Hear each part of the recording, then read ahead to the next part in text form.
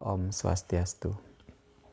Salam rahayu, majeng rismeton titiang sareng sami rendija pada mengenah kejuduk malih sareng titiang jero komang, jero alit nggih ring channel YouTube Jero Dasar Nalit.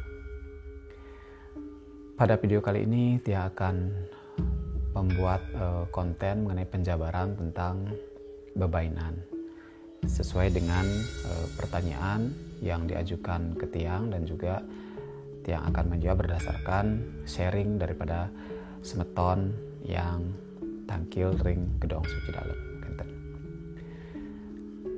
Benten pertanyaan niki yang katanya napi perbedaan antara bebainan, kemudian sakit karena leak, kemudian sakit karena cetik seperti ini. Pertanyaannya agak ekstrim sebenarnya. Ya niki antara bebai, cetik lan leak nike metiosan. Kalau bebai nike penyakit yang dimana tubuh seseorang dikuasai oleh roh halus atau roh tertentu, dimana roh ini bersemayam di dalam diri orang tersebut, dan roh ini berasal dari benda mati ataukah sesuatu yang sudah mati tetapi dikasih roh kembali, dihidupkan kembali lewat upacara atau ritual-ritual tertentu. Kemudian dia mencari rumah, mencari tempat tinggal yaitu di dalam tubuh manusia. Ke bebai. Kemudian kalau misalnya leak ini adalah manusia yang bisa berubah wujud menyerupai sosok Buddha Kala.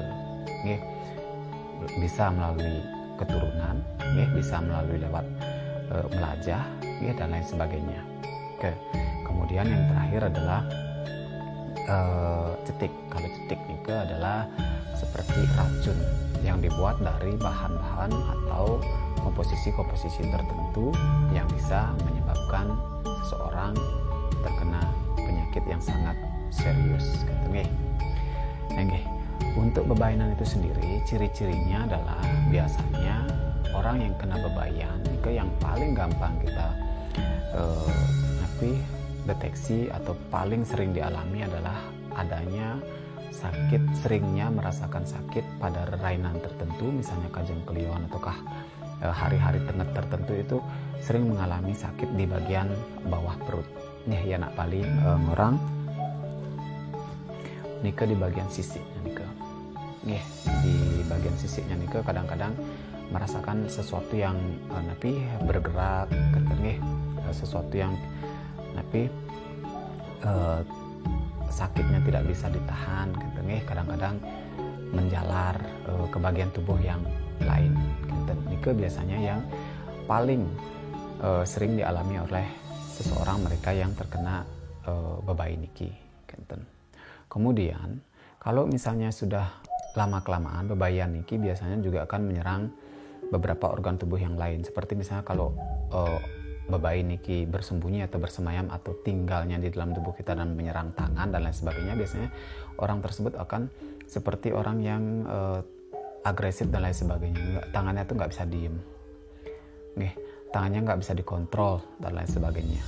Dan orang tersebut biasanya tanpa sadar melakukan gerakan-gerakan yang dilakukan oleh dirinya itu sendiri.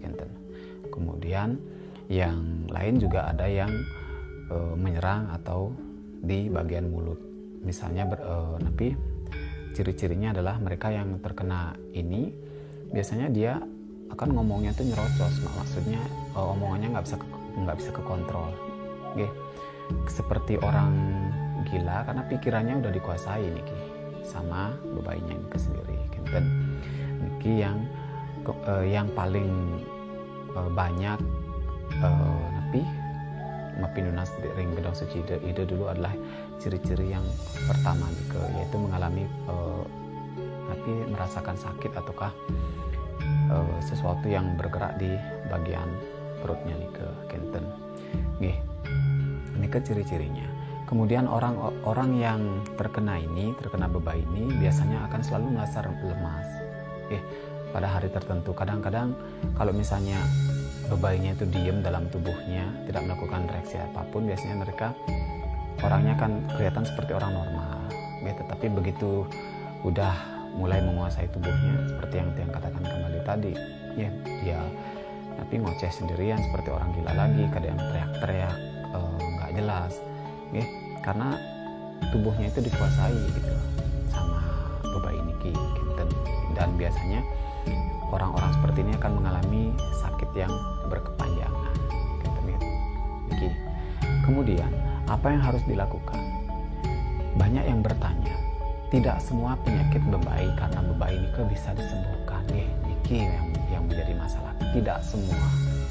Tidak semua orang yang kena bebayan niki akan bisa disembuhkan dengan ritual atau upacara tertentu. Niki tergantung nih. Kalau misalnya bebainya niki lemah, maksudnya tidak terlalu kuat pengaruhnya kenten dalam tubuh, maka akan gampang untuk disembuhkan. Niki lewat ritual-ritual tertentu juga nih. Ada yang misalnya pergi ke balian dan lain sebagainya, karena memang harus seperti niki. Pengobatannya niki lewat tapi secara non medis, jadi secara tidak terlihat dengan menggunakan sarana-sarana tertentu, misalnya menggunakan aksara suci ataukah dengan menggunakan metode-metode tertentu. Karena kan seperti yang kita ketahui, banyak sekarang balian-balian yang menangani pasien-pasien seperti bebainan niki, baik menggunakan keker bida betara dan lain sebagainya, menggunakan mantra-mantra suci tertentu ya, memang seperti niki caranya. Tetapi ada juga yang bebai niki, yang kena bebai sulit untuk disembuhkan. Artinya bahwa bebai niki memang yen naing orang cara subuh wayah kita cara subuh mendarah daging dalam tubuhnya, hal ini biasanya susah untuk disembuhkan. Artinya aksara-aksara suci, kemudian pengobatan-pengobatan dilakukan, api suci yang dimasukkan ke dalam tubuhnya untuk melawan atau membakar roh halus tersebut sudah tidak bisa lagi kenten.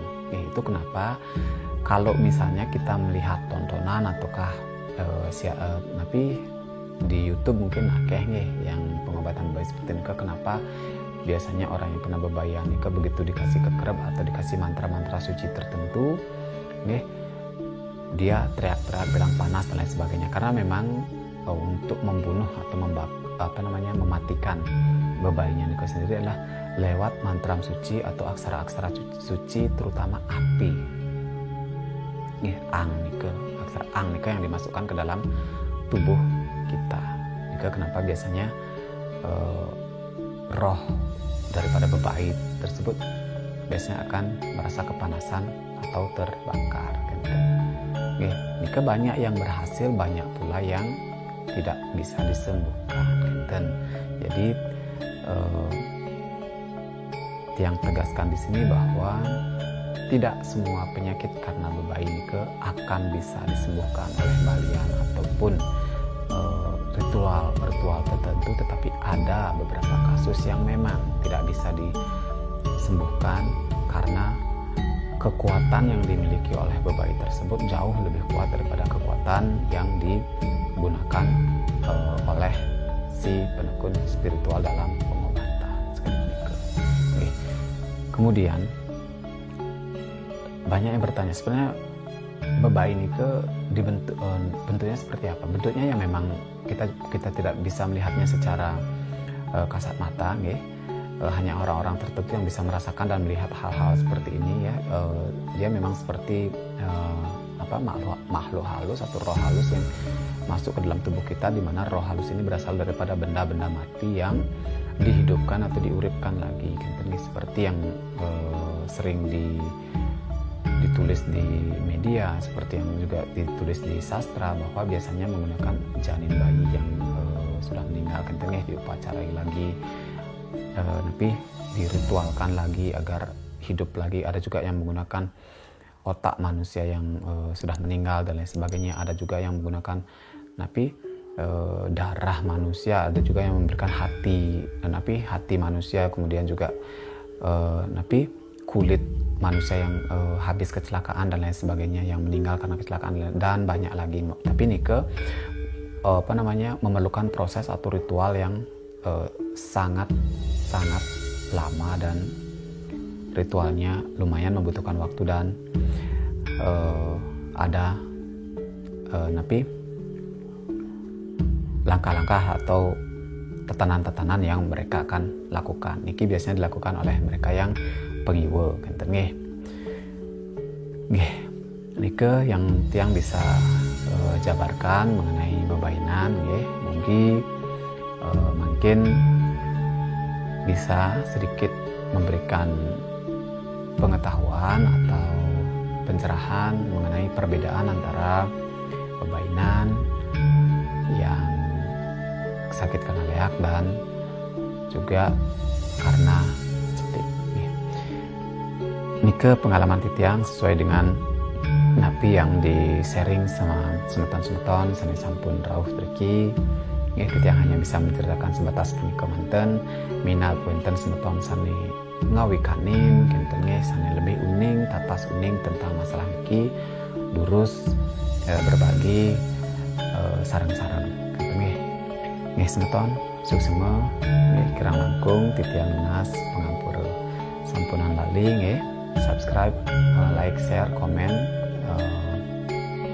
video-video ring channel YouTube titiang niki nggih suksema kirang langkung titiang lunas pengampura. Salam Rahayu. Om Santi Santi Santi Om.